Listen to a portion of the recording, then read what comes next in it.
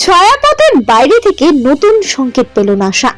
পৃথিবীর যে ছায়াপথের অংশ, সেই মিল্কি ওয়ের বাইরে থেকে নতুন এক অপ্রত্যাশিত ও ব্যাখ্যাতীত সংকেত খুঁজে পেয়েছেন নাসার বিজ্ঞানীরা।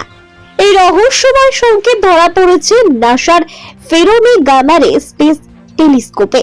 সেই সময় টেলিস্কোপটি অন্য একটি অনুসন্ধান চালাচ্ছিল। সংকেতটি অন্য কোনো গামা রশ্মি সংকেতের সঙ্গে সম্পর্কিত হওয়ার সম্ভাবনা রয়েছে, যা একই দিকে মুখোমুখি ও প্রায় একই মাত্রার। তবে ওই অন্য গামা রশ্মির বিশ্লেষণও খুঁজে পাওয়া সম্ভব হয়নি বলে প্রতিবেদনে লিখেছেন ব্রিটিশ দৈনিক ইন্ডিপেন্ডেন্স। গবেষকরা বলছেন, মহাবিশ্বের শুরুর দিকে তৈরি কসমিক মাইক্রোওয়েভ ব্যাকগ্রাউন্ড বা সিএমবি নামের বিকিরণ সংশ্লিষ্ট একটি গামা রশ্মি নিয়ে অনুসন্ধান চালাতে গিয়ে তারা এই নতুন বিষয়টি খুঁজে পেয়েছেন। কয়েক দশক আগে বিজ্ঞানীদের গবেষণায় উঠে এসেছিল সিএমবির গঠন প্রক্রিয়া এমন যে এর সংকেত লিও নক্ষত্রপুঞ্জের দিকে বেশি সক্রিয় থাকে, আর বিপরীত দিকে গেলে এর বেতার তরঙ্গের মাত্রা কমে যায়।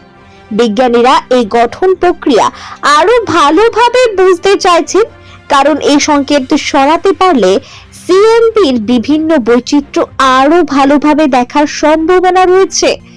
নতুন এই গবেষণায় বিজ্ঞানীরা দেখতে চেয়েছেন এই একই ডাইপোল আকৃতির গঠন প্রক্রিয়া গামা রশ্মির বেলাতেও প্রযোজ্য কিনা, আর এর জন্য তারা নাসার এমন একটি স্পেস টেলিস্কোপ ব্যবহার করেছেন যা সারা দিকে গোটা আকাশ স্ক্যান করতে সক্ষম।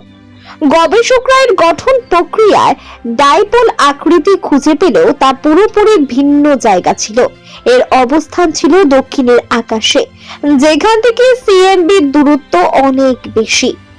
ইন্ডিপেন্ডেন্স বলছে, আল্ট্রা হাই এনার্জি কসমিক রে অথবা ইউএইচইসিআর নামে পরিচিত রশ্মিগুলো যেদিক থেকে এসেছে, নতুন আবিষ্কৃত ডাইপোলটিও ঠিক একই দিক থেকে এসেছে, এমনকি এদের মাত্রাও প্রায় একই। বিজ্ঞানীদের মতে দুটি ঘটনায় সম্ভবত একে অপরের সঙ্গে সম্পর্কযুক্ত, আর একই ধরনের গঠন প্রক্রিয়া থাকার পাশাপাশি এগুলোর উৎস সম্ভবত একই। বিজ্ঞানীরা আশা করছেন তারা এই হয় উৎসটি খুঁজে বের করবেন বা এই দুটি ঘটনার অস্তিত্ব নিয়ে নতুন বিশ্লেষণ খুঁজে পাবেন। এই অনুসন্ধানটি ব্যাখ্যা করা হয়েছে probing the dipole of the diffuse gamma ray background. Bureau report, news NGM.